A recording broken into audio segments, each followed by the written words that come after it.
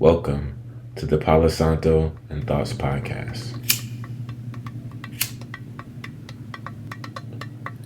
As I light the Palo Santo, let us reset the space, allowing new energy and new thoughts to enter.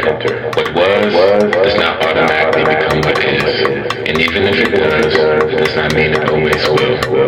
Let us release what we must to receive what we must. It is mine. It is yours. What is for us will always be Ashe. Welcome, welcome, welcome. Welcome back. What's up to the old homies? What's up to the new homies? I'm Carter, and this is the Palo Santo and Thoughts podcast. This evening, I'm joined with the homie Zeina.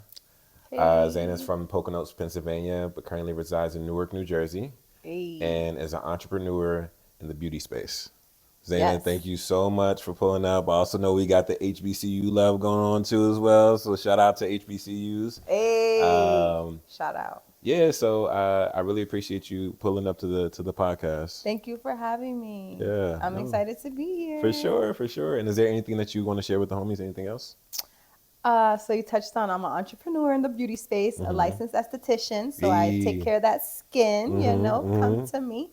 I'm an artist of like all sorts. Okay. So besides going to HBCU for business, Morgan State, I also went to culinary arts school. Nice. So I am a chef. Oh, snap, okay. And I do acting. So I'm an arts of all sorts. That's what's up. Yeah. That's what's up. I love to hear that you have different ways in which you love to express and create. Yes. You know what I mean? That's beautiful. Thank you. All right. Yeah. Okay. Well, so for the new homies, pretty much in season 1, we talked about I talked about each chapter of the book. And in this particular, in season 2, now it's, I've been inviting homies to the space, which has been really cool because I feel like I've got a chance to learn more about it's like friends, but then also even in a sense also learning more about myself, and so I'm looking forward to this conversation. And first I wanted to just start with just how are you feeling? How are you doing? I'm feeling good. Yeah. After I had a breathing session. That's good. From the traffic from New Jersey. Yeah. To Brooklyn. Yeah. But overall, I had a good day. That's good. Saturdays is good. I had a good week, so yeah, I'm feeling good, and I'm feeling good to be here. Yeah. I feel the energy in here is good, so I feel calm. Nice. Yeah, I'm excited. Let's do this. Yeah, let's get to it. That's for sure. All right, so before we move into getting into the conversation, I always love to just do a grace check-in. Right. Okay. So when I think about grace, it's like kindness to self. So when you think of grace, how have you been showing grace to yourself recently? So recently, grace to myself.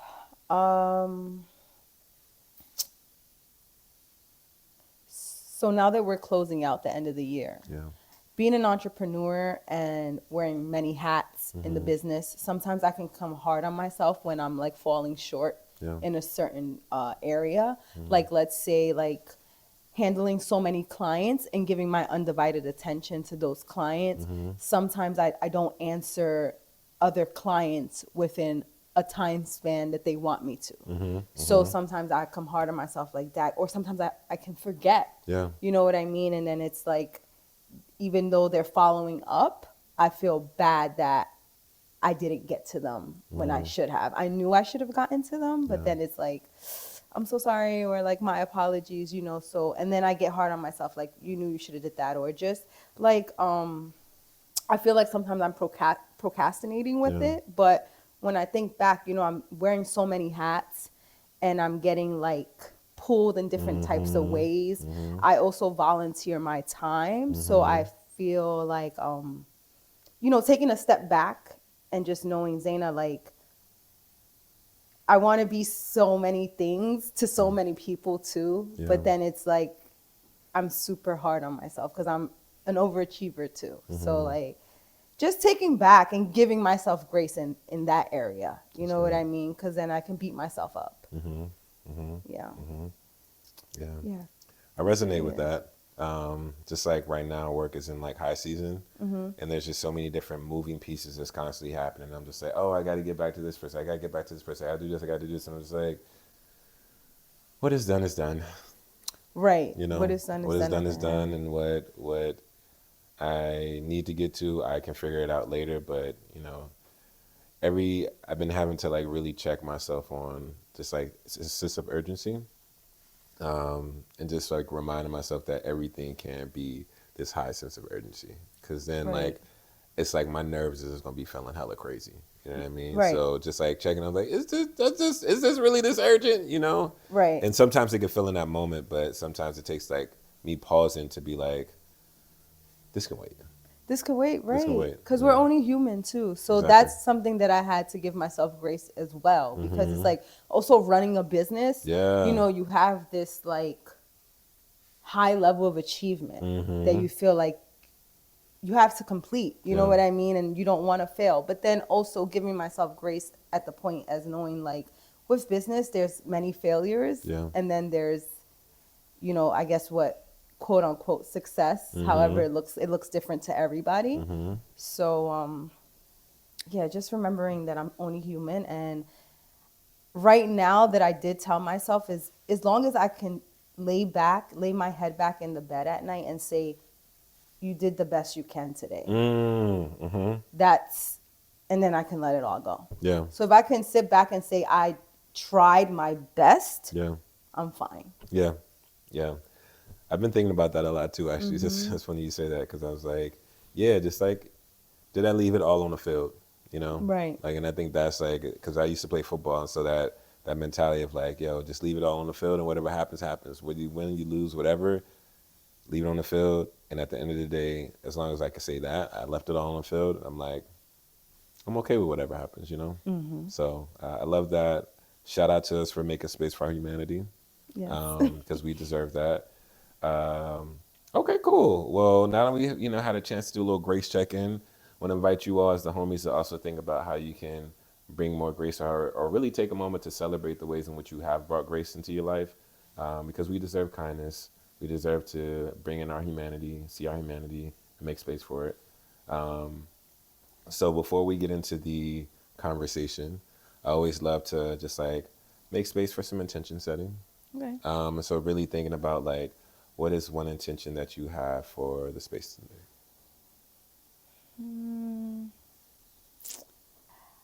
I feel like just feeling energy. Yeah. For me, I can only feel certain people's energies. I don't know if that makes sense, but like I get like a lot of people feel my energy a lot. And sometimes I don't know what my own energy feels like. Yeah. I don't, you know what I mean? Like Yeah. I don't know what my energy feels like to people. Yeah. So I guess in this space, since I'm being like super this vulnerable, like I've never Yeah. really done a really vulnerable interview. This might be like my first interview, Okay, I want to say, nice. with someone that's not my family, like a Yeah. play interview. So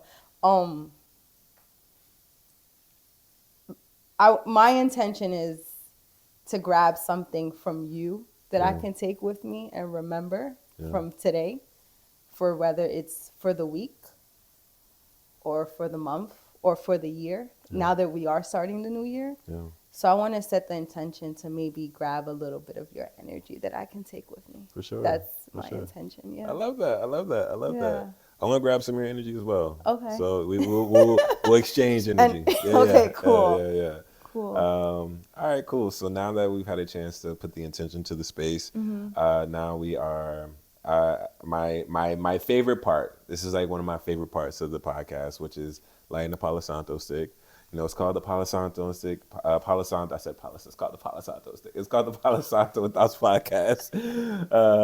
So we gotta light the Palo Santo stick. Hey. You know, and there's a jingle. You know. Ooh. You know, so feel free to join if you would like to. Okay. But you already know what it is, all right, y'all? So it goes, the Palo Santo stick is lit. The Palo Santo stick is lit. The Palo Santo stick is lit.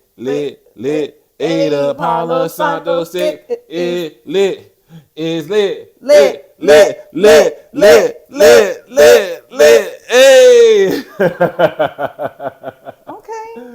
Yeah. So the reason why I love to light the Palo Santo stick is just, create space to bring in the good vibes and energy. It's already, as you mentioned, good energy here, but it's also just like we can bring in more, and Yes. also like we are co-creating this space, so right now, whatever has existed before, it don't matter. It's more so what's happening right now, so thank you for joining me in that.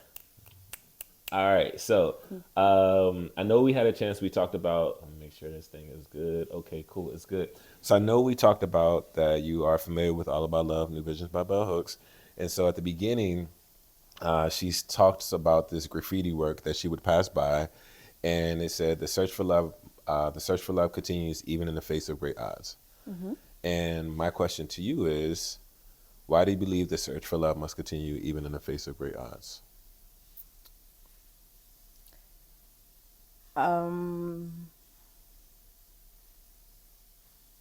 So I feel the search for love should continue Yeah. because I think it's something everyone is searching for. Like Yeah. I don't like when you say it should continue. Mm-hmm. For me, in a way, should continue doesn't make sense because should continue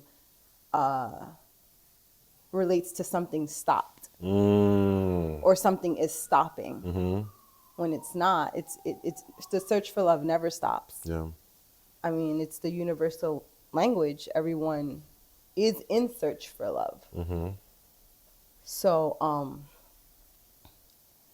yeah, I don't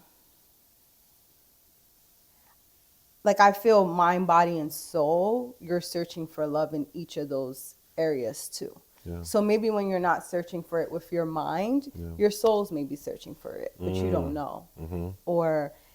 And searching for love first starts with self. Yeah. So if you're always like searching to become your better self or your higher self, then if that's what you're, trying to achieve and keep going, then And yeah. if you could elaborate a little more, if No, I'm for not sure. giving you. No, I would say like I what you're saying, right, is like it continues, and I think with this particular quote, it's like even when it's tough, even when it's challenging, why should people still continue on the journey? So even though it's something that's going to continue to happen, how we engage within it might look differently because of the different challenges and barriers, and so it's more of like if you might feel discouraged about love on the journey of love, why continue? But then that's saying you're shutting down yourself. Yeah. Yeah. You know what I mean? Like, what do you mean? Why continue to breathe? Yeah. Why continue to wake up every day and do what you want to do? Or isn't that love? Yeah. And I mean, no. no? Tell me more. I mean, I don't like, why should it continue then? Why should we breathe? Why should we live? We're living for love. I feel like self-love is first. Like I said, self-love is first, is the first love or, yeah, I think for me, like, yeah, I don't know. Love is a journey. Yeah. And it could look different ways. It can be ugly. Yeah. It can be pretty. Yeah. But it's still love. Yeah.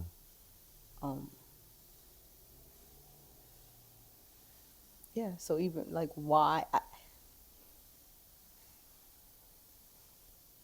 everyone wants it. I don't see why not. Everyone needs it. Yeah. I'm not saying everyone gets love. Yeah.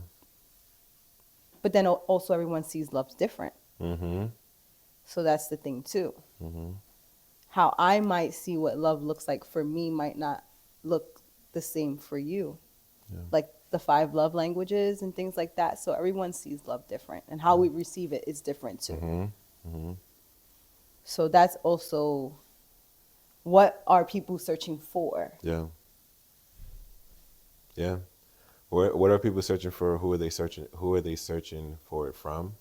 as well? Because I think that, you know, even within that, there when we think of love, sometimes we go straight to romantic, and I think when we have the opportunity to open it up to more, I think we see that love is closer to us than we might have realized. Right. You know, um, so yeah, I definitely, because it's tough. It's tough, and I think that's something that I was like thinking about earlier.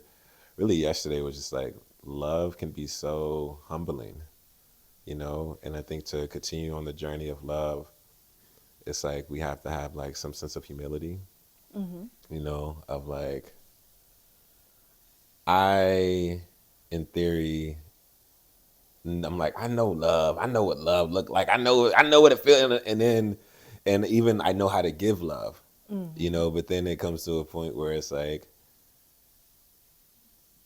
maybe, and I think this is something I was thinking about, was like what happens when the ways in which you thought you knew how to give love is actually not being received by the other person or the people in the ways in which you want it to be received. And like what do you do with that information? How do you take that as like not, saying like, oh well that's just them, versus like, oh, I want to become a better lover, you know? Um so that was something I was thinking about. It's like love can also be super humbling when especially if it's like an idea of what we think it looks like, and then when we're actually in it, it feels differently, and it's like, wait a minute, like what's this? Like what's Right. going on? So that's something that came to my mind as I was like reflecting on love earlier, actually yesterday. I was like, love is so humbling. It's like it really requires you to have a sense of humility and openness to learning how to be a better lover, Right. and like even a commitment to that. And I feel like recently, well, I feel like communication has come up a lot around A like hundred how percent. people like, I consider myself a good communicator, but a part of being a good communicator also means that I am committed to being a better one. I just can't stop because everyone has different communication needs. Everyone has different communication styles. So like making space for like that and being willing and committed to adjusting is like what it means to be a good communicator. But I think that also is true with being a good lover. It's just like making They space go for the hand in fact. hand. Exactly. Exactly. They do Exactly. go hand in hand. Because then, like you said, how, like, you know how to give it, but then Hmm. you don't know sometimes it's not received the right way. But Exactly. how would you know it's not received if you're not communicating that with whoever you're giving it to? Because, like, Hmm. also with, like, the different love languages, Hmm. too. Like, you might be feeling like, or me, like, I might be feeling like I'm giving that person love the best way I think it Yeah. is, but to them, they're not receiving it because that's not their love Yeah. language. You know what I mean? Or how they see it, or if they even want it. Because some Hmm. people are not open to love either, Hmm. unless it really comes down to being super vulnerable, Yeah. really. And yeah, just noticing, like, sometimes I'll notice, like, my things my mom, like, does. And I say my mom because I'm her only child. So, Hmm. like, our love bond is really strong. Yeah. But, where we bumped heads sometimes within love is that she'll be loving me with her love Mm. Hmm. languages. Like, you Hmm. know what I mean? Like, she would want to get me gifts, but I just want to spend time with her. Yeah. You know what I mean? So, but then we talked, we Hmm. communicated, Hmm. and we solved that.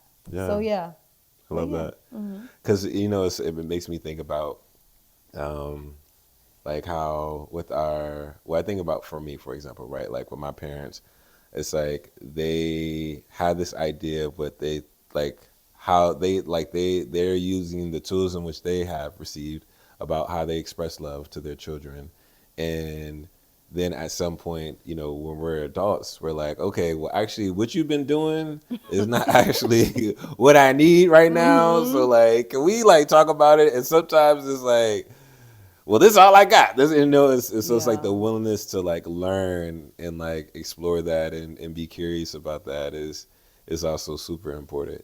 Right. And giving your parents grace. Yeah. That's one thing that That was actually like my quote on Instagram today, like give your parents grace. Because like you just said something like they'll say like this is all I got, or like, you know, you feel that. And truly honest, like our parents grew up in a different era too. So sometimes that is all they have. You know what I mean? So it's just like just giving them that grace, and you know, they brought us up well, or the best that they can do. So giving back to them. Yeah.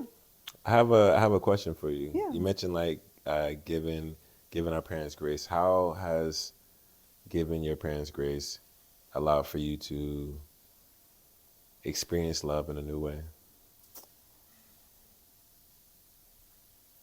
Like romantic love, or just love in general? Just love in general.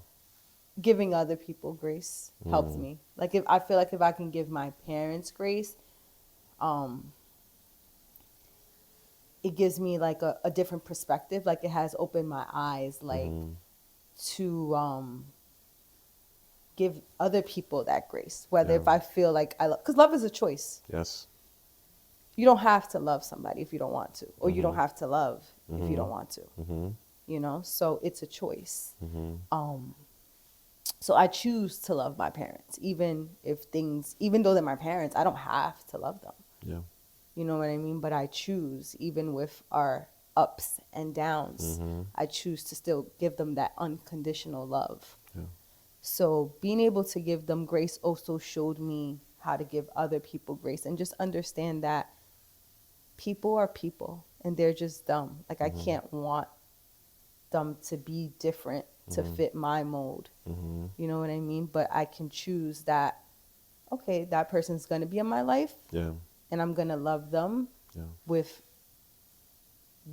things I dislike about them and things I do like about them. Yeah. But I'm going to choose to love them. Yeah. Yeah. So that showed me too. Yeah. Because there's things I don't like about my parents, but I still love them. So just being able to be that close and still seeing that I have that burning desire to love them, then I can spread that to other people that I choose, that I want in my life. Yeah. And what I'm hearing is like acceptance. Acceptance. You're right. Yeah. Yeah. And I think, that. Yeah. Because you're right. It's like there could be so much tension, conflict that comes up in the moments of like when there's aspects of those we love that we don't like. And, you know, it keeps coming up. It keeps coming up. And it's just like, you know, Right. and it's like, you know, either if it's something that is like non-negotiable for us, we have to figure out what that looks like. And also if there's wiggle room, right? Where it's like, I don't like this. This is annoying. I hate that you do this, but I can love you beyond it. Right. Right. And I think that's that acceptance of like, okay, you know, this isn't my favorite part, but like you know, something I think about though is because everyone has their different things that they're open to of like accepting versus like what they're not accepting. And even their understanding of how of what they decide to accept. Right. So yeah, that was just something that came up as you were talking. You know, something that Bell Hooks talks about is that like women tend to be love practitioners and men tend to be theorists of love. Theorists of love, yeah.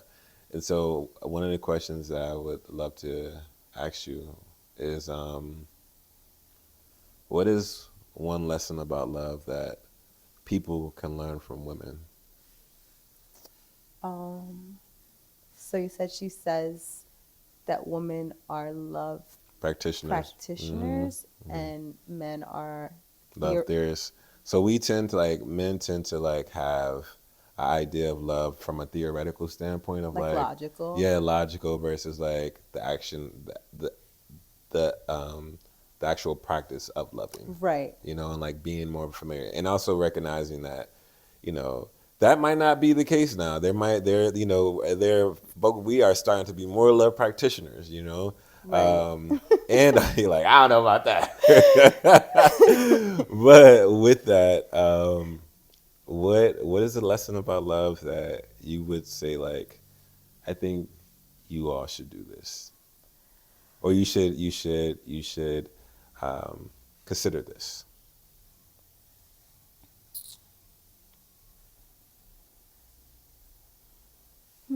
I feel like maybe being more nurturing when it comes to love. Yeah.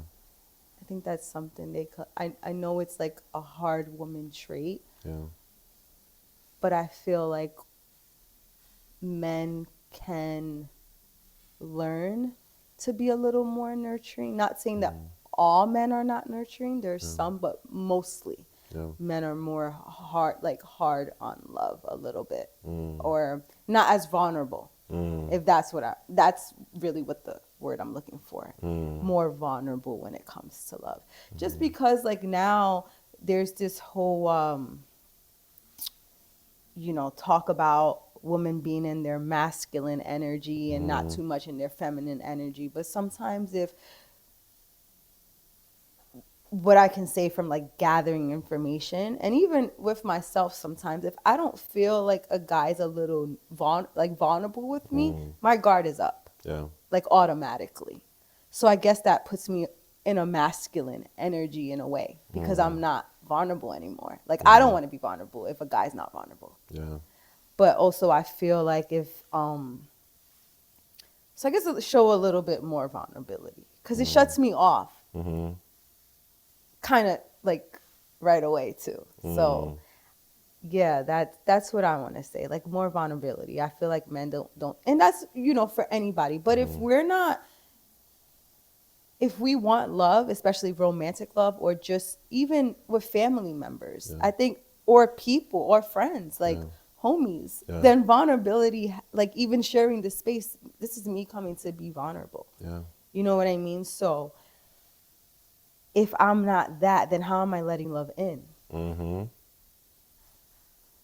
I'm shutting, like I said, if a man's not vulnerable with me, like, and I feel like a man's more of a leader, because women nurture society, men put order in society. And you can take that into a relationship too. Yeah. A man puts the order in a relationship when a woman nurtures it. But I can't nurture something if I don't know how I'm nurturing that thing, if you're not being vulnerable for me to understand it. So I think men can learn to be just a little more vulnerable if they want to let love in. What does vulnerability look like to you?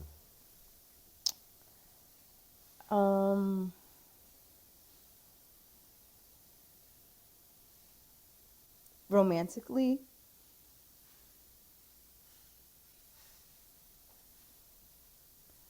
being open, or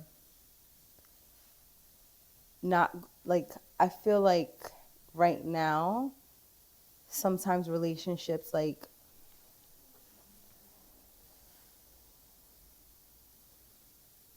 it feels so okay, so it feels so closed. Let me do my artistic mind. It feels so closed, right? So like, if you're not, like, if I'm asking you a question and like maybe about your past or just like how you grew up, and it's not somewhere that you want to go to because it brings up bad thoughts, then you're not being vulnerable with me, and I'm just getting to know you. But sometimes people don't want people to know them deeply, or going that deep. You know what I mean? So it's like, if you can't open up to me, then I feel like you're not being vulnerable. And whether that's like even like one word sentence, because men sometimes are not great communicators. And I think that comes from sometimes their childhood or how they grew up. So then if you're not giving me like good communication, then you're not being vulnerable. If I ask you a question and you're just like a one single answer or one single word, then that's not showing me vulnerability. So how am I supposed to go forward with that information? How are we moving forward? And then sometimes like if you're putting up a wall, then I'm putting up a wall, and we're getting nowhere. We're just stuck between walls. So there's no openness like that. Like, I just feel like just being open, like about anything, especially if you're trying to get to know somebody on any level. Because something you said earlier was like, when someone says, I don't want to talk about that, do you feel like in the sense that is actually them being vulnerable? Because they're communicating instead of just like not talking about it at all. It's like, that's an area that's a little sensitive for me, True. you know? Yeah. And I think what I'm hearing, and correct me if I'm wrong, but it sounds like you just want more context. You want to be able to understand like who is the person that you're getting to know. And so that vulnerability is just like context to understand like who you are. Right. And I get it now. Like, people, I guess people put up walls because they don't want to get hurt. But Yeah. how are you letting love in if you don't want to get hurt? And I just feel like this is life. Like, if you're going through life, like life isn't fair, period. Yeah. Like, so you're going to get hurt throughout sometime in any circumstance. Anything that you're doing, you're bound to get hurt some way. So if we're putting up walls and afraid to get hurt, and being vulnerable is giving that up to option if you're gonna get hurt or you're not. Yeah. So I don't know. Like, Yeah. It's like being vulnerable is something that is like requires so much courage, you know? I also think that like even curiosity of like why someone might be hesitant with being vulnerable, I think is context that's helpful, because I think that, you know, we are all we have different relationships and experiences that we have navigated through, and like from that we take lessons. Now granted, what those lessons are and how they impact our ability to like be in the next relationship or to move through like relationships going forward, that definitely is something that um it's just like context, you know, like context of like, oh, so the reason why you want to talk about that was because you told so and so this and they acted like that. So, oh, okay, I understand why you want to explain that. And I think a part of it too is, you know, when getting to know someone, it is, it's like also understand like, what do you need to feel for you to be vulnerable? Because like, when you were saying something earlier, it made me think about like like the withholding of those like very intimate details. It's in a sense it's like control. You know, it's like I want to control how much I share, right. and in ways that's like controlling. You know, because I think that with men, you know, we're a big part of like masculinity or what it means to be a man is to be in control, to have control of things. And Right. so that, you know, and that is like the effort of like, I want to be able to control my own life. I want to be able to control how I navigate and move through things. And, you know, being able to be open to like not having control can be really tough, especially because like, you know, it's like, um,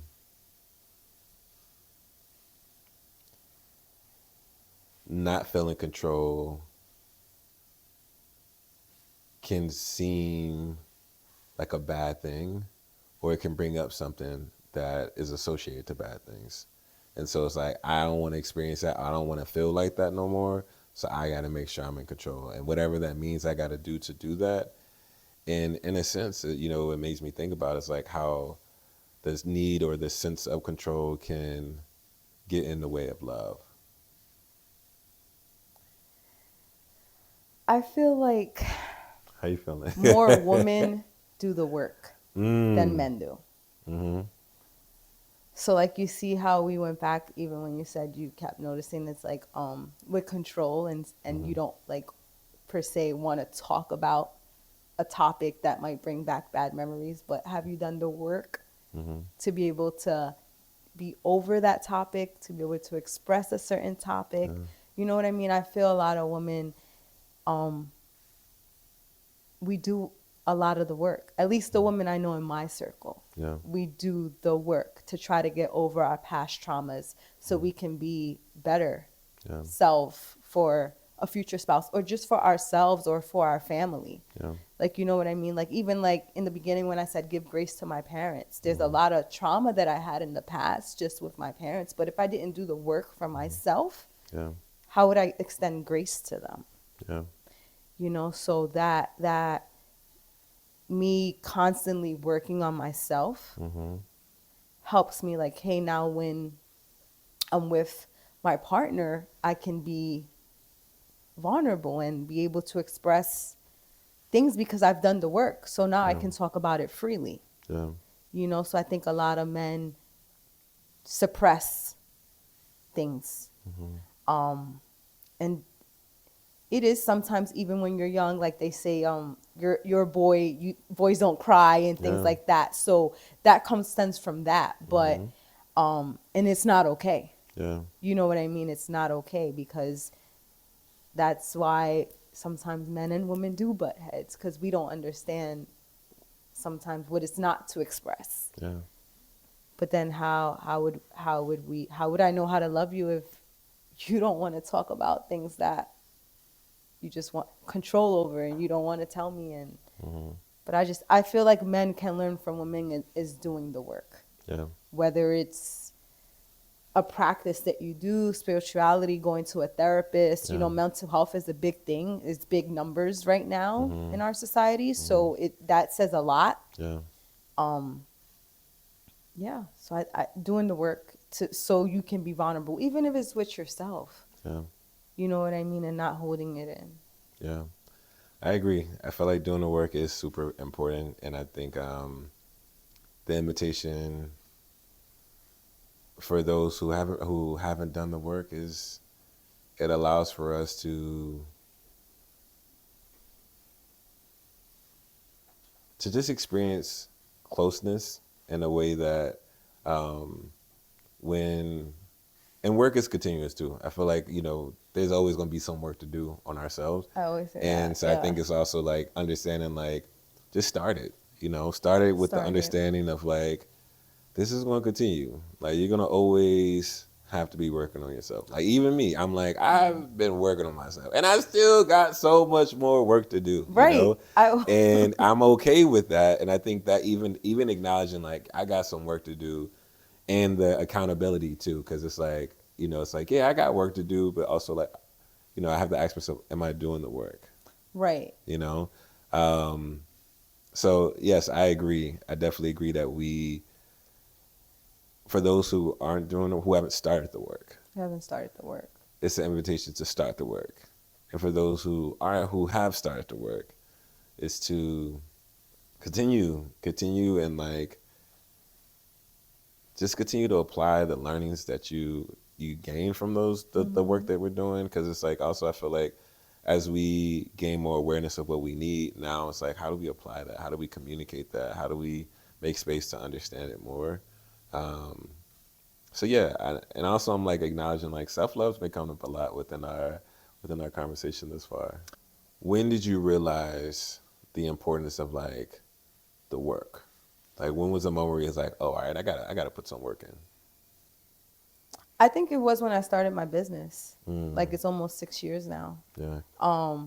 Actually, like, getting a brick and mortar, because I've always been like a hustler. But I think that's when I noticed the real significance of like self-love, like, because it was all on me. Yeah. But how can I nurture myself? If I can't nurture myself first or give myself love, I can't give my business the love it needs. Yeah. You know what I mean? Or and I think I just went on that like journey. Like, I started journaling. Like, my business, when it first started, it was slow. Yeah. So it's like, okay, what can I do to build my business? And like, I'm going crazy and spreading myself in different ways. And I was kind of burning. It was a burnout for me. And I was like, no. I need to like center myself and get, you know, structure. So that's when I began. I feel like as an adult, like, that was one of like, because I feel like I'm the only child from my mom. So I grew up as the only child. So like, I've always spent a lot of time with myself.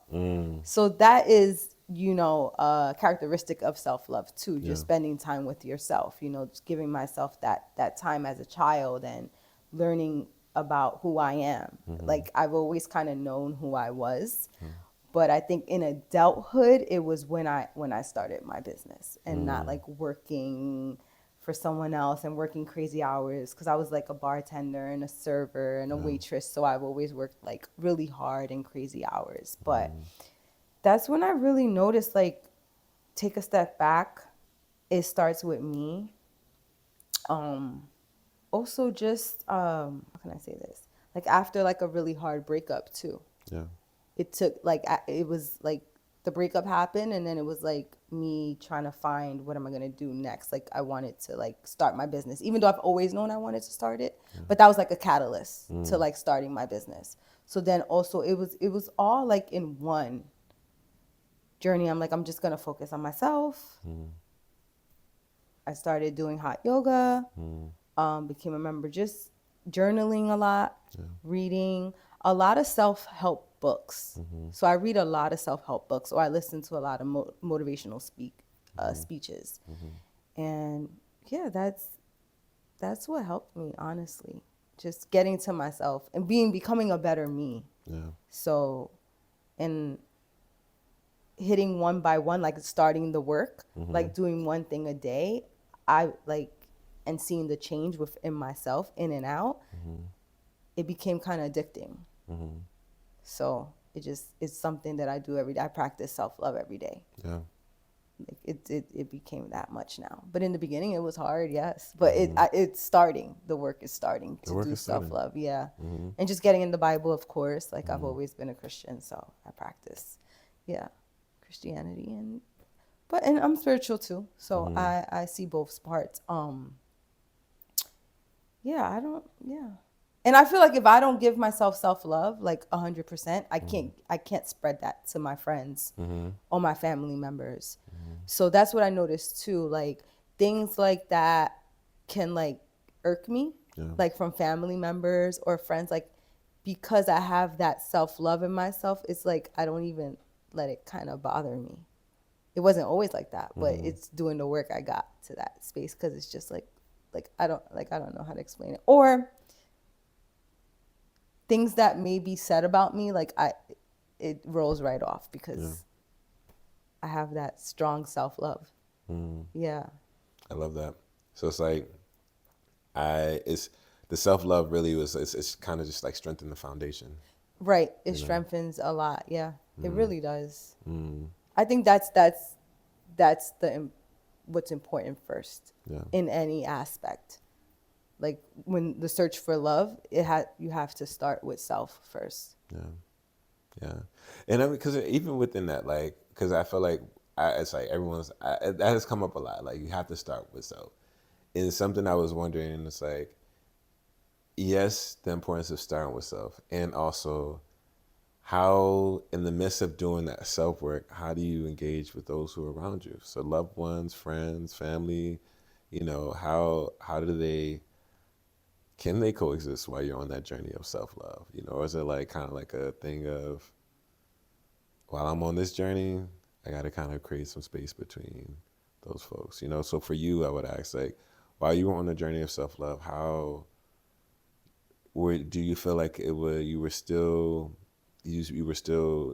loving like family and friends? Do you feel like there was like some space that you had to create or wanted to create to like be able to focus on self? Like how did self-love, how was your journey of self-love and you engaging with your community? How does that interact with one another? Setting boundaries. Setting boundaries, yeah. I would say like I didn't create like much space, but it's just setting time like to talk to different family members. So like on Sundays is my self-care day, whether and it's not just like doing things to myself, it's just self-care, whether that's me journaling, me sitting with myself, watching my favorite show or me sitting in silence. I go to hot yoga in the morning because it's just that day is things I like to do for myself. Cook for myself a meal. But like my parents like and family know like my close family members, they know like Sundays are for me. They don't call me. My phone's on silent. Everything. Like if someone calls me on a Sunday, they're most likely not getting to me unless it's like super important. Yeah. So that's like the day that I give myself. That's it. But every other day, like I'm spread to everyone else. And you know, like I have clients, so like I'm spread like hours. Like I work crazy hours. And I'm giving love constantly, depositing into them constantly. So Sundays is my day to like deposit into myself. Yeah. Yeah. So I think just setting like time out for yourself. Like it's not that I want to like push away family members or push away friends, but sometimes also like, you know, you don't, sometimes you know how they say like you don't speak to friends for a little while, like for months, but then some friends you can just go back and it's like nothing. So I think like with family too, like I think just having the understanding and communicating that we all have like different lives, but just making sure like sometimes I'll be like, hey mom, like I'm home, I'm okay. I had a really long day. I'll catch up with you like in 2 days or tomorrow. But just sending that text so she doesn't feel neglected, that's just all that she understands.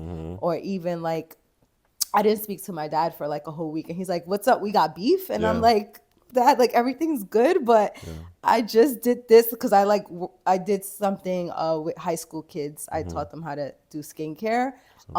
Exhausting, but I'm like, I give it to the teachers. Like I got in my car after those 3 sessions and I was like, I could never be a teacher.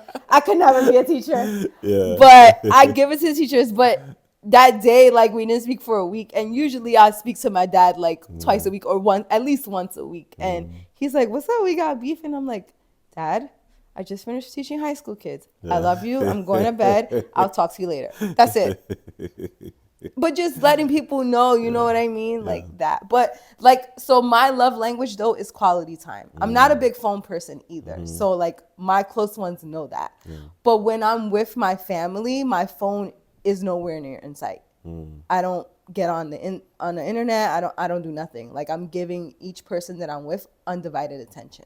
So it's also knowing the people around me, knowing who I am. Yeah. You know what I mean? So it's like if Zeina's not answering my phone call, like I know when I'm with her though, like I can blab for hours and she will sit right here and like listen to me. So that's how I'm with my family. Like I really am. If I'm with my family, I'm not on my phone because I don't see them too much. Yeah. I can speak to them in text and stuff, but if I'm with or friends, when I'm with anybody I'm with, you have my undivided attention. Yeah. That's how, like with my clients, if I'm with a client, I do not pick up my phone. I'm not texting nothing because that client has my undivided attention. Yeah. That is a very intentional practice to like be present in all interactions and encounters that you have. Where does that come from? I don't know. I don't know. It's how I've always kind of been. Like I'm like that, yeah. I think it's like I said, like my love language is quality time. Okay. So it's not quality time that we sit here and watch TV and don't speak. No, it's like quality time, like just sitting here and being present with you, even if we're in silent. But we're, because silence is a communication too. Yes. You know what I mean? So I like that. I don't know. I really like to get to know people. I've had different jobs in my life. Like I've never been in a job longer than 2 years. I always quit a job after 2 years and I move like to different jobs. So I really like to interact with people, get to know different people, walks of life. Like I can talk to like a homeless person and talk to like the richest man in America the same way. Yeah. But I just like to know people's backgrounds. I'm very deep. Yeah. I'm a water sign. So I'm deep. What sign are you? I'm a Cancer. Okay. Oh, yeah. So I'm emotional too. So I feel things. Yeah, I like that. Like I think that's something which helps me probably with my acting and just I mean, and I'm So when I went to college, it was a business degree, but Yeah. my concentration is hospitality management. So I like being of service. So I think that comes with that too. Yeah. Yeah. Yeah. Because you know something you said around like even I know you like you're an entrepreneur in the beauty space, and I was like curious of like that's a role where you are. I can imagine there's a lot of love and affirming that's happening. And Therapist. yeah, so I was like, you know, like how, Therapist, like, yeah. you know, yeah, how's that? How? Because I feel like right, like you could just be on some like I don't need, I'm not, I'm just going, I'm just doing this service for you, Right. right? But like to say I am going to hold space for you in this moment feels, you know, so because I know you say that you've always like that's just like that's always been something that's important to you, Yeah. and also I'm like how have you seen the like the love that you give to your clients? How have you seen that impact them or show up? Well, I'm grateful and thankful that I've had my clients, I have a good chunk of Yeah. rotating clients that I've held for like years now, which I'm thankful for that. But I think they just like my clients love me. But I don't treat my clients as clients. Like I treat them like my family. When they come in, like so I hold private sessions for each client. Okay. So that's another thing too. So when a client comes to me, there's not another client there. It's not, like it's a sacred space. So that's why I hold it too. So and I think they just really appreciate that they can come and decompress. And I have my space, like the atmosphere that I provide is very relaxing.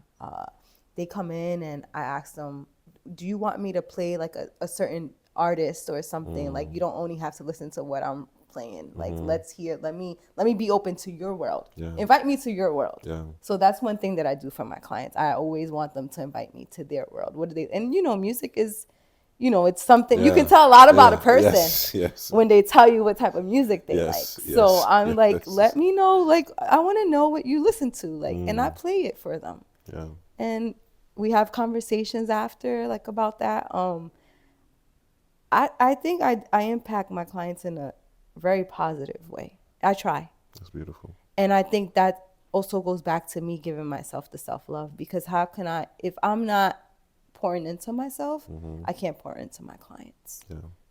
And I notice sometimes, and thank God that I have the option and opportunity to do this, because there has been a day that I had a really bad day in my life, like, and I did not go. I canceled clients and I rescheduled them because that would be so wrong for me to go to work and not give them 100% and be shitty. Yeah. Because energy transfers. They can Yes. feel me. Yes. So I would cancel. I canceled and I rescheduled my clients for another time because that's not fair to them. So all of that, like, I take into account on how I show up to people. I do. That's beautiful. And I Thank mean, you. it's like very intentional, just making sure that people feel comfortable, Yeah. but also seen, you know? So by being curious, it's like, I want to see you. I want to understand you. And I want to like make sure you feel comfortable while you're here.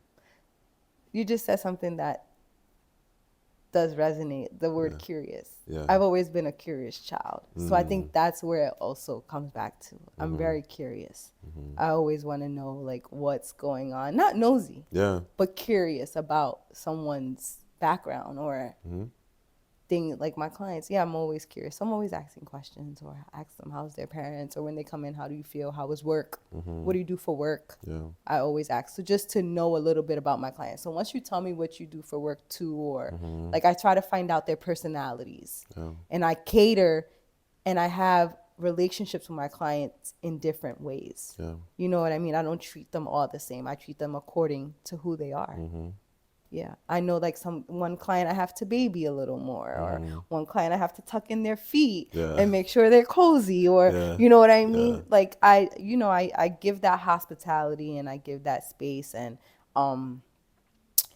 I make sure when I'm scheduling clients too, that I know this one client might talk a little more because she's stressed somewhere. So I make sure to give an extra 30 minutes between another client just because, you know, I don't have to do that. Yeah. But I do that.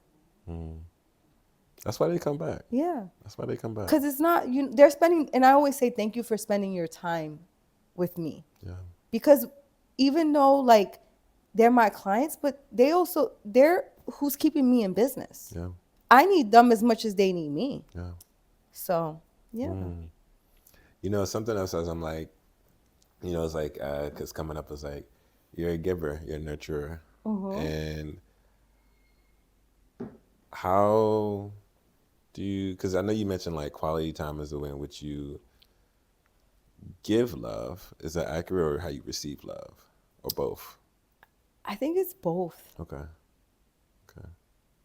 I think it's both.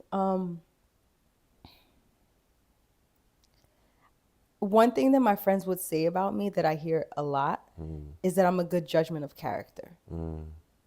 So I think that helps me to know what a person wants. So like how you said, I like to give quality time, but I also can switch it up. Like if I know that that's not kind of what you want, like I can read a person by, oh no, this person needs a little bit of more of this or that. So, yeah, I don't know. I feel I've always been of service. I've always, been in the hospitality industry. That was my first job, and I still am doing it. Like I'm still of service. So it's my purpose. I don't know, like, so it's not like something that it's something that's within me. Yeah. Yeah, it's not something that I think about. How do people show up for you? How do you want people to show up for you? Because I think like what I'm hearing is like a lot of service, a lot of like to others, and also, like I feel like people who give so much also, it's like it's important to like name how we want to receive things, Right. And so like, yeah, like how do people show up and like serve you essentially? Or how do you want people to show up and serve you? So like how we talk about like going back a little bit to quality time, like time, right? Time is a luxury. Yeah. Some people don't think that, but it is. It's something we can never get back. Yeah. So also, like I personally like quality time with people. So like I feel like I a little bit demand it a little bit. So like I don't know, like I'm never afraid to ask for what I want. So like that's something like it's not like I like wait. Like I've kind of never been afraid to ask for what I want. So I'm not saying that I get everything I want. Yeah, but you gonna ask. But I'm gonna ask. Yeah. Like if I'm not getting what I want, best to believe I'm gonna ask. Yeah. Yeah, I've always been like that too. So yeah, so I don't know. Like I ask for what I want. If I'm not getting it, I mean, if we're talking romantically, then it's not clicking. It's not clicking. Like maybe poo-hoo a little bit, but we gotta live another day, right? With my family, I grew up in a very affectionate family. Like we're very like, I'm Puerto Rican, so like we're very like touchy feely, kissy kissy. Like I might be like kissing my guy cousin, like, or my nephew, like, you know what I mean? And someone might think it's super weird, but it's just how we are. Like, you know what I mean? We're very like affectionate towards each other. So I think that growing up in a household like that, like I grew up around a lot of love. I'm not like, that's something I always, and you know what's so crazy? Because I didn't really get this until I was old enough to understand. I mean like older teenage years, but leaving my grandma's house, which, so my grandma, from my mom's side, she has 7 kids. Okay. So every day was like Thanksgiving in her house because she will cook for her kids and her grandkids. I have like 16 first cousins. Okay. So it's a big family. We would have to say, if we're leaving the house, bendición ma, and she says, que Dios te acompañe. And that is giving I'm asking my grandma for her blessings, and she's saying, may God be with you. when we leave the house. I didn't know that when I was young because I didn't understand it until I got a little older. So that's also just, that's love. Yeah. So yeah, I just feel like I feel like acts of service is love too. But there's also words of affirmation. I just feel I can only meet people at where they are. And I've learned to live with that. Like I'm okay with that. I accepted that. Yeah. So I feel like I did say I asked for what I want, but if I also know that a person can't give me that, maybe not at that time, or even if it's my dad and he can't do that, then I have to understand that. Yeah. You know what I mean? So but if I get it sometimes, I'm okay. Yeah. If I'm happy 75-80% of the time in a year, I'm good. So there's 365. If I'm happy 300 days, 285 out of the year, and I'm crying the rest, life's good. Yeah. Yeah. I mean, it's important. I mean, I think like two things. One, I'm hearing that it's like the effort is the most important part. The effort is the most important so whether part. whether it's like acts of service, whether it's affirmation, whether it's quality time, whatever it is, and the ways in which folks express it, the effort is what matters. It's most. effort, yeah. Because people could bullshit. Yeah. But if you're bullshitting, then you know what I mean. Yeah. Then yeah. Time reveals itself. Exactly. Yeah. So it's like, all right, whatever. But I think, if there's effort there, I'm cool. Yeah, I'm cool. If you're showing me just a little effort, I'm cool. But then if I feel like you can do more, it goes back to communicating. Yeah. And then we just come to a conclusion. And if we can't come to a conclusion, then that's fine too. Doesn't mean I love you or I dislike you any less. You are who you are. I am who I am. We're all different. We're all created different for a reason.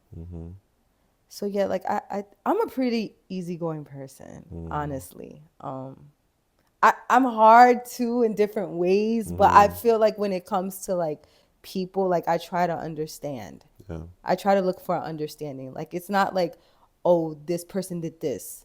Why? I always want to know the why did they do this. Yeah. That's what I look for. I'm just not like this person did this blah. No, it's like, well, why? Yeah, that understanding. Yeah, because I'm not perfect. Yeah. And the thing is when we make space for that, it just offers clarity. Yeah. And even if we don't agree with the why, still having that clarity, it's like, I get it. I don't agree with it, but I get it.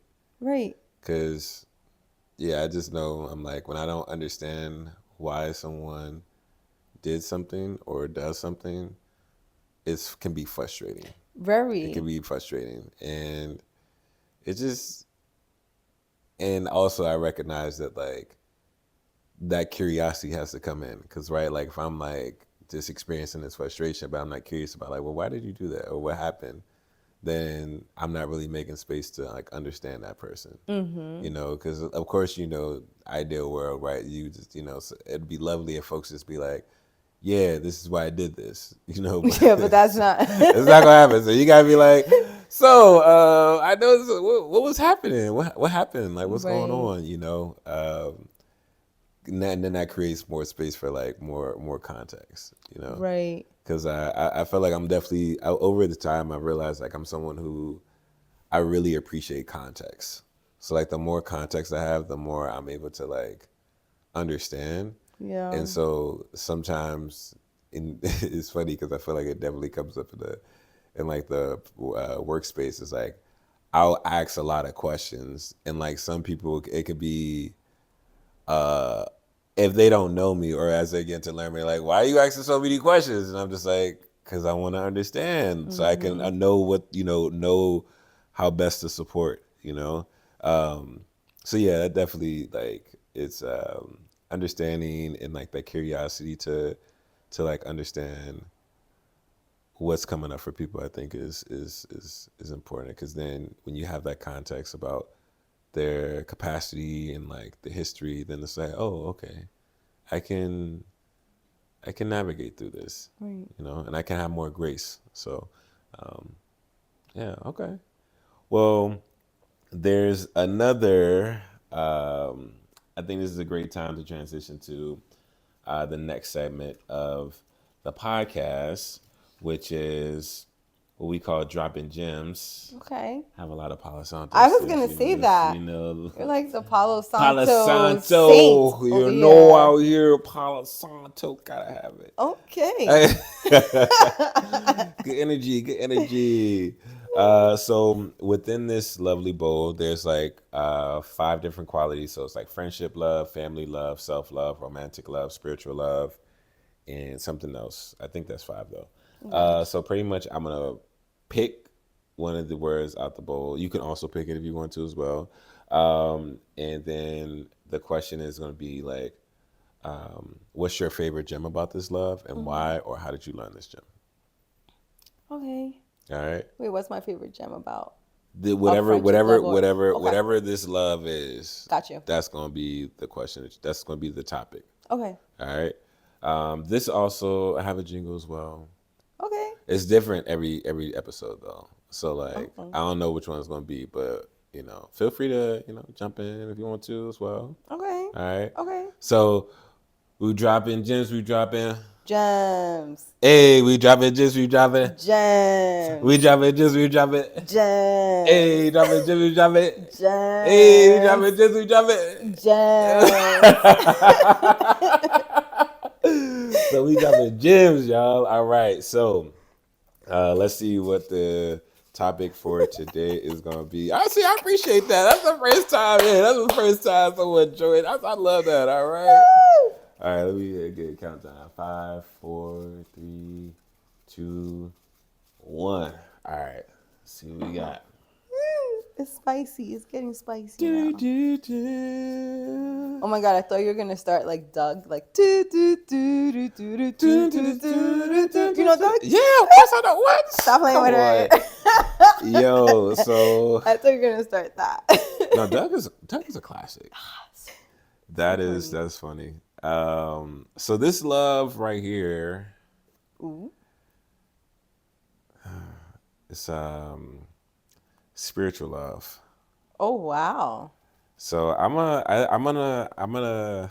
It's come up a lot, and you know what? I told myself that going forward, I was just gonna trust whatever happens, because I've been like, I feel like, oh, we talked about this, but it's coming up a lot, and I'll put it back, but I'm like, you know what? I'm gonna just trust that this is the one, and this is just what it's gonna be. So, is your favorite gem about spiritual love? Spirituality was introduced to me at a very young age. So, through my grandma, like I mentioned earlier, like I always heard my aunts and uncles, my mom, before they left the house, like leaving the house, I always heard that as a child. Yeah. Like they wouldn't leave without my grandma giving them her blessings. And there was a lot of spiritual things, like sage was in my house young. Also being Puerto Rican, they practice a lot of spirituality. Yeah. So those things was just in my grandma's house, like a lot of spiritual things. That's who I connect, like spirituality. Like my grandma's my best friend. Like I feel like I spent a lot of time with her. She lives in Florida, but I always bring her to my house, and she spends 3 months with me, and we travel together. Yeah, I love her dearly. Like, so I connect spirit. Like that's my connection with love and spirituality. Spirituality also helped me how to nurture my home, if that makes sense. Show love to my house, because that's my sanctuary. Yeah. That's where I spend most of my time at. So that's when I think of spirituality, I think of my house. I mean, it's a practice every day, but because that's where I first known spirituality from, was a house, my grandma's house.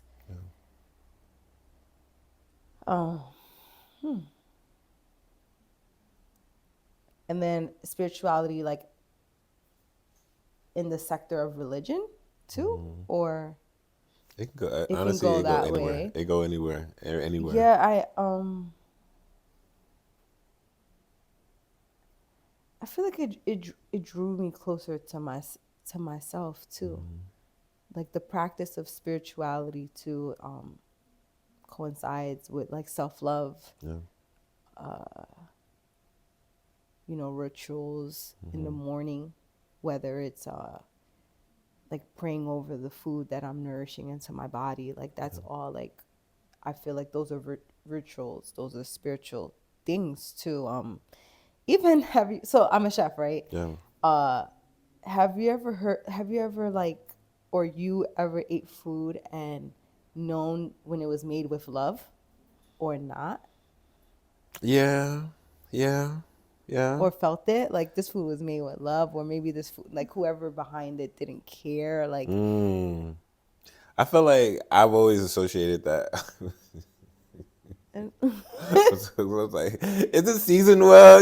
Like if it's not seasoned well, it's not with love, all right? got you. So that's why I was like, yeah. But I guess I always say, like, does it taste good?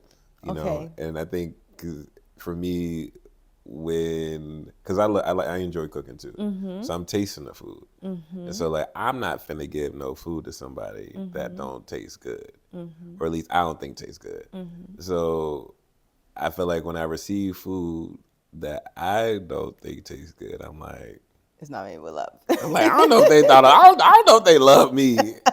I don't think they love me if this food tastes like this. Right. You know what I mean? So that's how I've always associated it. But it sounds like it's a little different for you. Yeah, I feel like I was born into spiritual practices, if that makes sense. Like so like the evil eye, Yeah. like that was put on me as a newborn. Mm-hmm. I didn't know what the evil eye meant. What is the evil eye? So it's like to protect you from protection. Like Okay. some people believe it's like it's an eye. Usually it's in the form of a chain, or some people wear it now on their bracelets. Like, and it's just protection. Is it the eye of Ra? Yeah, I believe. I'm not. I just Because know. yeah, sorry, go ahead. Because maybe people call it different things. You know what I mean? Like we just call it the evil eye. But Okay. Reason why, because I have a painting of an eye in my ear, and it was connected to the eye of Ra, which has some like history of like destruction, but yeah, that's why it made me think about that. okay. Yeah, there might be something different though. I don't know. I mean, it's like it's popular. Like spirituality is very, like practices are very popular now. So it's just something that was put on me as a newborn. Also, like we believe in it's sabache, which is like this black fist. It's like a hand that's like put on you for protection too. So it's just like I believe, like depending on what, I guess everyone has a different version of spirituality. For me, it's just like, I guess, protection practices for self, protecting against different energies. And I'm not saying any, I mean, there is bad and good energies, but I'm not saying that it has to be a person. Like it's not a person bringing bad energy, because we both have a balance in us. So some days we can be in bad energy and some days we can be in good energy. It's not that. I think it's more like in ourselves too, like protecting myself from that bad energy surfacing sometimes, or sending that, because it's a choice. We can choose to, like I can choose to be good or evil. It's a choice that I have. But I think just spirituality centers me. So that's how I connect, for me, with that self-love again coming up. It's a spiritual practice for me. I just try to stay protected and God too, for sure. Like that, God has a lot to do with that. So making sure that I'm like in my Bible at least once a day, or if I'm not able to get into my Bible, I'm at least listening to it. So rather, like I said, sometimes I'm lashing my clients, I'm listening to something. So sometimes I'll hear my pastor online, you know, sermoning, and it's all, I mean, it's connected. I think I wrote on the thing we had last week, like, because it was like, what is love to you? And I think I wrote like, God is love. Because like, yeah, God is love. For me, God is love. God is, it's also part of my spiritual practice. I feel like being heavy into like journaling and like so this year, after my birthday in July, I started like reading the Bible, but not just reading verses, because I used to have like the Bible app on my phone, but like reading the Bible from the beginning, like Genesis, and then also doing research on it. So like where the places that they say like in the Bible, where was it in like ancient times, like just doing research, because they also said the Bible is a book of life. So sometimes there's hidden messages in there that you should be I take on as myself, like who I am. So yeah, I don't, But I was going to ask, like earlier, you talked about your grandmother and how she introduced you to spirituality, and I was like curious because I know you mentioned like just like the importance of home, and I was wondering like, could you share more about? It's like a gem that you've observed from the practices, the spiritual practices that she, since she like passed on to your family. Yeah, what is there one particular gem or just lesson about spirituality that stands out to you from what your grandmother has taught you and your family? like I feel like my grandma has always showed us how to, like, well, with me, protect my home. So Yeah. it's like I don't let anyone in my home, which is like, yeah, it's something that she taught me. Like just like your home is your sanctuary, like everyone can't come in here, you know. So that's something that she taught me, like whether it's even with a lover. Yeah. Like I shouldn't, just because like I'm romantically involved with someone, or you know, dating somebody, like I shouldn't just let them in my home because they're my boyfriend, or I mean, or just feel because they're so close to being like my friend. Like I have to like get to really know somebody before that can happen, because your home is your safe space. Like, you know, so I think that's a gem that she taught me. Like, be careful who I let in my house. Yeah. I love that. That's something. And that's like, yeah, you know, it's the most vulnerable place ever. Yeah. That's what, like, it's your home. Yeah. You know what I mean? So I think I'm very careful with that. Yeah, I'm very careful with that. That's a gem. And that's a boundary I set too. Like even with my clients. Yeah. Like I've you know, if I don't feel like the client's right for me, like we gotta break up at some time, you know. So even, yeah, I don't know. Like I've always saged my place. I sage my house. I sage my business. Yeah. I have Palo Santo in my business. Hey. You know, I bring it in. Yeah, and that I bring my spiritual practices, I guess, to everywhere that I'm at. Like I'm kind of always speaking spiritually too. Like even with my friends, like somehow, some way, it always comes up in topic, or I'm telling, oh, now it's coming. A gem that I learned from the woman in my family, even my mom. Yeah. Spiritual baths. So it's like a flower, like the baths for anything. So like for cleansing yourself, you like have white roses. You do a bath with them. You boil it. You get sage, you boil it. A type of fruit, you boil it. And you bathe yourself. And it should be cleansing every month around a full moon. A bath. That's something that I've watched when I was younger and I didn't know until I got older. And my mom's like, make sure you're doing your baths. But I used to watch my mom always break roses and put them in baths. And it's just to cleanse yourself for purity, for protection. That's a practice that I learned from mommy and grandma.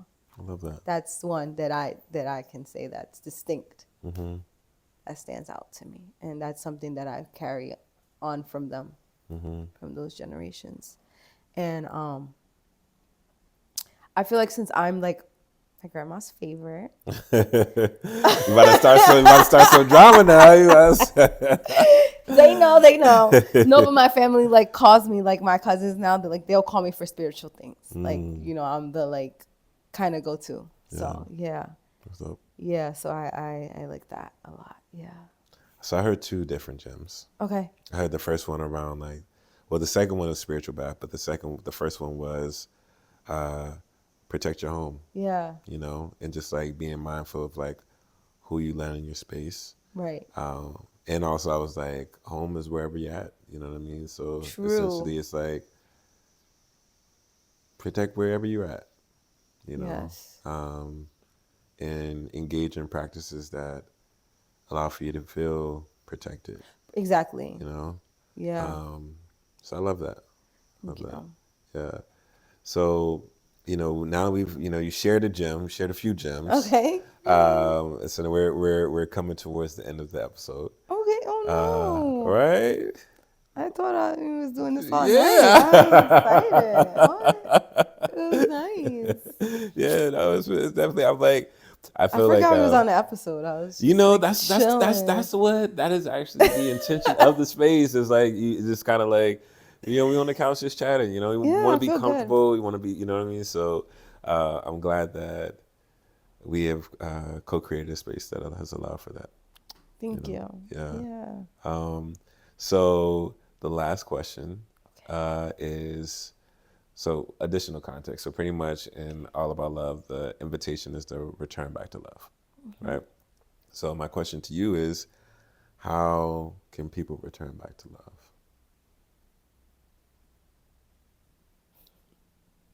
Ooh, something came up. Ooh, what was it? No, I just feel like it's returning back to self. Because you could get lost in the sauce. Yeah. Yes. In life. Yes. You use like avoidant tactics, suppressant stuff. Like whether it's like no judge zone, whether if you're drinking or marijuana or other drugs or just doing, and it doesn't even have to be those things, but sometimes you can just lose yourself, who you were or who you thought you were, with distractions, whether it's like different friends, you know what I mean, or some friends are not for you, or that chapter. Some people, like they say, some people are for you for different reasons, different seasons, different, so I think returning back to love is returning back to your true self. So like a few years, Deepak Chopra. Have you heard of Deepak Chopra? Am I saying it right? I don't know. Tell me more about it. So he does, I want to say it's 21 days of meditation. Okay. So he's like he does meditation, guru. Okay. And he does this thing, 21 days of meditation. So it's like where you get to work on yourself for 21 days. Because, they say after 21 days, you form a habit. So you do these like different things for 21 days. And one of the practices was writing a letter to your young self. And that made me cry. Yeah. And it's just saying a sorry letter to your younger self. Like, what are you sorry that you put your younger self through? That's what the letter is. And it has to be front to back, 4 pages. So like 2 front to back pages. Oh. It has to go that long, yeah. Okay. So you have to keep thinking and digging up. So I think that helped me because it brought a lot of things up that I probably forgot about and just put in the back of my mind and wanted to forget about it, right? But then I had to bring that memory back up and did the work and journaled. So that one thing helped me, I feel like, return to self.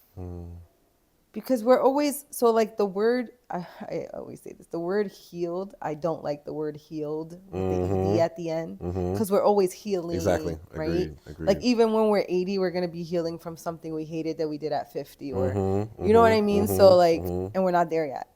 So we're always healing. It's a journey. But I think being my best self is just returning to love. Like, yeah, being my best self. That's the only thing I could think of. I think if everyone returns to self, if you know your true self and you can pour and fill your cup. Yeah. So now that cup of overflowing love can be given to everybody else, then I think that's the return to love. Because if you love yourself, why do we have time to give hate out if all we're filling ourselves up is with love? I mean, the thing, I think that we can fill ourselves up with so much love and still experience hurt. And what we do with that hurt can turn to hate, you know? Like, I think that, but yeah, so that was my reaction of like, what you said earlier, it has to be a choice. Like even when the hurt comes, we still have to choose love versus lean into that hate, you know?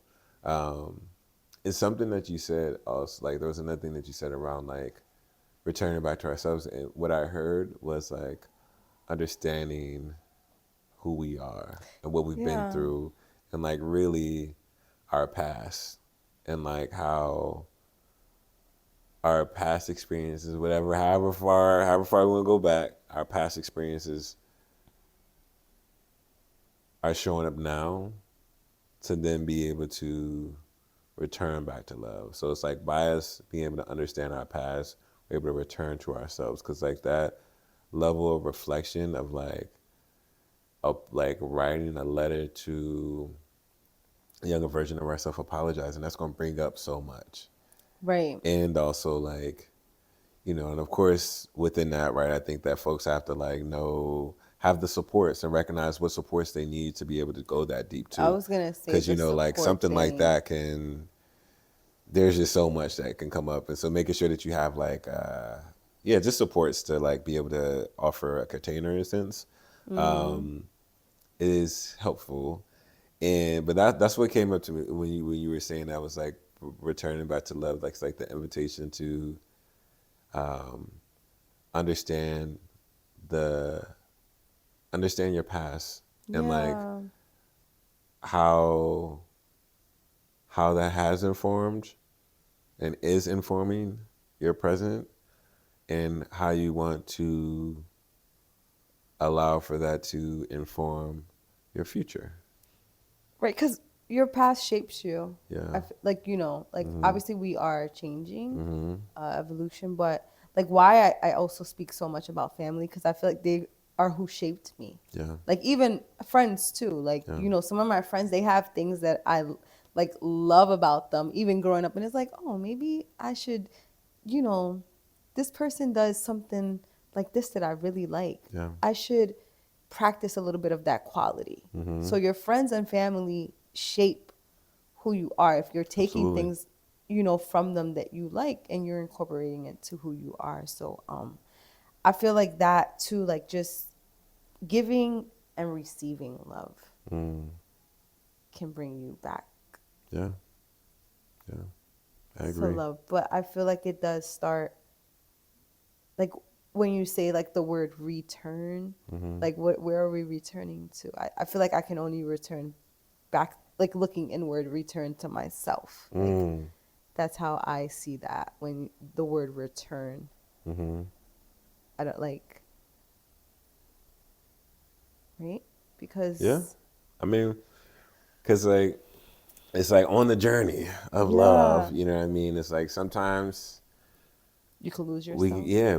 can it's like rerouting ourselves essentially. Like Yeah. how do you reroute, like if right, because some people are like I'm still on a journey, but like if you are, if you're not on the journey, or if you took a little detour, Yeah. right, like how do you reroute back to love, Right.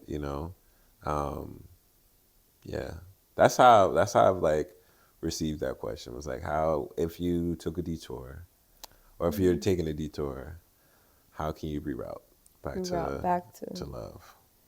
yeah. Yeah, I just think that goes with just understanding myself. Yeah. Because if I took, when I have taken detours, that means I got off course of like who I was. You know what I mean? So then I had to be like, hold on, Zeina, you're wildin'.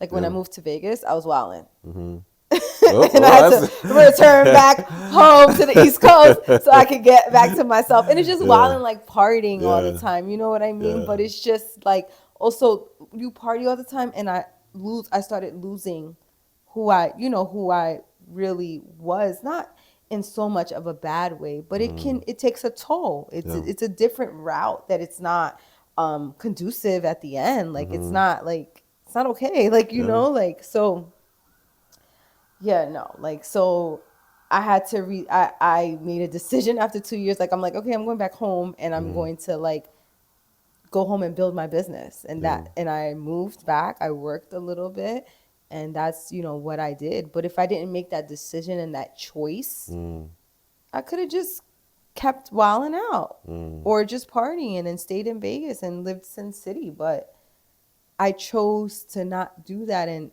it takes a lot of discipline. Yeah. It's a lot of discipline, and discipline's not easy. It's not. But if you want to do it, you can do it. Yeah. But it does take a lot of discipline, and I do have a lot of discipline. I can say that. See that giggling over there? Yeah, Laughing because over there. because I'm thinking about everything, like how I got to this place now. You know what I mean? So it's just it's a choice that I made. But yeah, I don't, just returning back to me and believing in myself. Yeah. And trusting myself in love. And because you asked even earlier about what does receiving love look like for me, Yeah.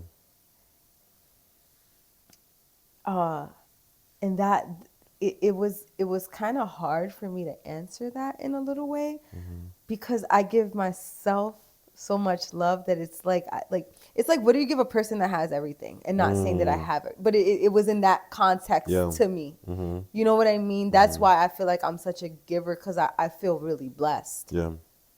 So yeah, like I really love on myself. Like I really love on myself. And just going back, like I went to it was like a little a mini conference with ladies, and it was like we were just going back to like reading Bible verses and things like that. And I personally said, I was talking about how like our body is a temple. Yeah. And like even like when we're in the shower, and it's just taking that extra time to just love on yourself and scrub, and not trying to be rushing and being out and doing things. So like before, like I used to rush. Yeah. Not like just in the shower, but like rushing to go to work, and like, oh my God, now I wake up like an hour and a half, Yeah. just to give myself the time to like, even if I want to sit back for a whole 30 minutes to just drink tea in the morning, I have time to do that. So that's what I noticed, like in the past year, like I give myself 2 hours to like get to work, like to just be ready before work, instead of like, oh my God, I gotta hurry up, I gotta do this. The rituals. The rituals. Right, the rituals. So it's just like, yeah, as being an entrepreneur, also hustle and bustle, you think this and this and that, but yeah, I returned to self to give myself that extra time to Yeah. do what I need to do, to love a little bit more of myself, to show up to the world and try to be the best human being I can. I'm not always the best, but I try, like we talked about. Like if I can go and lay my head on my pillow at night and be like, I tried my best today. Yeah. And not beat myself up, because we're only human, right? So, and that helps me give other people grace. Because I know we're only human. Like, you know what I mean? Like, the girl, I'm training a girl at my job now. And she asked, she was like, what do you do with your clients when they're like late? Do you charge them? Because in the beauty industry, some people charge late fees if their clients don't show up or anything like that. And I'm like, no, I actually don't charge my client late fees as long as they're in communication with me and letting me know that they're going to be this few minutes late. And I was like, I don't do that because also if there's a time that I'm showing up late to the job, how is it fair for me to charge them, but they're giving me 15-minute grace period? Doesn't even make sense, right? So, yeah. And I think that's like I'm like grace has come up a lot within our conversation. But also it's like legit, the more we understand, the more we're able to have grace. And when we return to ourselves, we're able to like see like, oh, I need a little bit more grace. And also when I'm like acknowledging I need a little bit more grace, it also allows for me to make space to understand like, oh, other people also need grace as well. Yeah. You know, so I love that. Because life is hard. Life is hard. Life is hard. Like, no, seriously, like, life is hard. So if you can extend grace to people and yourself, I think that's what helped me, like, understand life a lot more. Yeah. And just know, like, I take it day by day. Just be present. Like, we're here, we're present. I haven't even, there was no extra thoughts in my head being here with you. Like, you know, I'm present. So I think that's important. And, you know, even though the traffic was insane getting here, but I was like, even in traffic, I just had to be present. This is where I'm stuck at right now. There's nothing I could do to change this moment. So, you know what I mean? And that's how I live my life in this present moment. And I plan to live like that for the rest of my life because I only have one. Yeah. You know what I mean? I don't know if I'm going to get old and die. I can, God forbid, leave here tomorrow, leave here tonight. I don't know. Yeah. So I think that also helps me have a better understanding of life. And that's how I look at it because I'm like, I can leave this earth at any time. Yeah. So it's like grace and gratitude. Grace and gratitude. Yeah, I'm very grateful. Like grace and gratitude. If I woke up and I'm breathing, I'm grateful. Like honestly, like so like the heat in my car. Yeah. It's not working right now and it's winter. My mom's like, yeah, you need to get your heat fixed. Da, da, da. And I know I do. And she's like, are you okay? I'm going to buy you like a little heater. And I'm like, Mom, there's homeless people that are colder than me right now. Like, I'm okay. Yeah. And that's just that. I feel like, I don't know. I'm thankful for these reminders of how grace and gratitude just allow for more ease and like just navigating the different challenges, the frustration, the things that are difficult, and just like sometimes just take a little moment, just like let me invite some grace and gratitude in this space. Let me invite some grace and gratitude in space, and by doing that, how do I want to react now? Now I've had a chance to like experience some grace and gratitude for all the different things that's happening, even if it's not the most ideal. What can I gain from this? You know, what is this moment allowing for me? You know? No, yeah, that's true. I do that too. Like I think about like what, like the actions, like, you know, if it's going to make, like if I'm upset about something, giving it grace, giving it gratitude, breathing, letting it go, you know, because we're here. We're living this very human life. Very human life. Yeah. With all the chaos that's existing, while also like in our own way adding to the chaos. Adding to the chaos. You know, it's like, what do we do? And just gotta live. But everyone just wants to feel loved. Yeah. And heard. Yeah. That's what I think. I think also people need to become better listeners. I think that's the thing too. I agree. Yeah, because a lot of people sometimes we have conversations, but some people just listen to respond or just hear what they want to hear, Mm-hmm. and you have to really like listen to people. 'Cause Yeah. sometimes they just want to be heard. And even with the listening, right? Like, if you don't understand, then seek to understand. Seek to You know what I understand. mean? Because it's like, it's like seek to understand, but also seek to Ooh, understood, to be understood. I didn't answer one question. You said, "What did I learn in the Bible about love?" Yeah. Forgiveness. Mm. It's like in everywhere Yeah. throughout the whole Bible. Forgiveness. Yeah.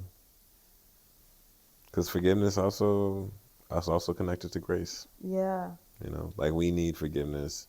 We have to extend the forgiveness, and forgiveness doesn't mean anything else outside of forgiveness. Right. And it doesn't have to be right away. Exactly. It has to be on your terms when you feel comfortable. Mm-hmm. But as long as if you can forgive, Yeah. um, it helps with self too. Yeah. Because you got to forgive for yourself too. A lot of people think like it's just you're just like it's that person. Like they don't want to forgive that person. Mm-hmm. But when you learn like forgiving that person is also forgiving something in yourself too. Yeah. It feels good too. Yeah. Yeah. Lighter. Lighter. Yeah, Like it we feel does. lighter. You Yeah. know, because there's a weight that we hold when like in the space of before we forgive, there's like a lot of weight that we're holding, and when we forgive, I think we recognize just how much we were holding, Yeah. and like when that forgiveness, like when we reach a space of like, yeah, I've forgiven this person, how we also can just move through like life differently, and this is like without that weight, without having to carry that weight. So yeah, I I really appreciate you pulling up. Oh, Like, thank you. Like, I feel Yeah. like I had a chance to learn more about you. You know, like I feel like we know each other through a mutual friend, and it's just like it's just good to know that that it's not. I wouldn't say it's good, but more so it's just like it's always really cool to see. See the community of others, like it's like, oh, we're both a part of this community in different ways, and it's like, oh, nice to meet you, like, all right, so I'm just like appreciating that, and Yeah. so We shared energy. yeah, And we it's did, so we shared good. energy, and Yeah. I feel like I know one of the intentions was just like that we can grab something from one another, and so For I hope that sure. I feel like I was able to grab something from you. And I hope that it was also the same. Yes. And, Truly. to the homies, To the thanks for tuning homies. into another episode of the Palo Santo and Thoughts podcast. Did you want to share anything with the homies before we end the episode? I'm getting shy. I'm like, Stop. dang, all right, be shy, okay. No, let me stop. To the homies, it was a great experience. Yeah, Palo Santo podcast. The Palo Santo was lit. Also, did you want to share your social as well? Oh yeah. Yeah. Hi. No, you can find me. I am on Instagram at Miss Zeina Marie, and my chef page is Cooking with Chef Zemo. There it is. And Yeah, I had a great time. Thank you so much. No, this was like fun. Like I was rendezvousing with a stranger. you know what I mean? With a stranger. I mean, we know each other from mutual friends, but you are a stranger Yeah, to that's me. true. But Yeah, like same. it was now we're friends. Now Yeah. we're homies. Yeah. So yeah, I feel great. This was like my first interview, so and you did it. That's special. Thank you. So yeah, Thank guys, you. it was fun. Thank This was a great thing, and like we're young, and like this Yeah. is an important topic, like talking about love because it's something that is like descending Yeah. in our like generation, which Yeah. is sad. But we're always in the search for love, and whether it's friendship love and extending that we're filling each other's cups. Because I Yeah. think love is a cup that's to be filled, like Yeah. however you're showing it, Yeah. So just being here, you filled some of my cup up, like, you know what I mean. So that was like, I can go, like, I'm pretty high right now, I didn't smoke anything, but I'm at the high right now, like, I'm good, I'm on a high, like, I love it's that. good. Yeah, That's good. yeah, That's good. for sure. I love that. Well, I am, just sitting in gratitude. You know what I mean? Just like, cause, uh, you know, you said something right where it's like we being able to be vulnerable and like open is actually how we're able to connect with one another too. You know what I mean? We were talking about vulnerability earlier, and I'm like, this is how we're able to like feel a connection. It's like Yeah. being able to just like talk about different things, especially like a topic like love. So thank you for being open to it. Yes. And to the homies, this is just a reminder that even if you may not necessarily know someone as close, through vulnerability and open communication, you never know.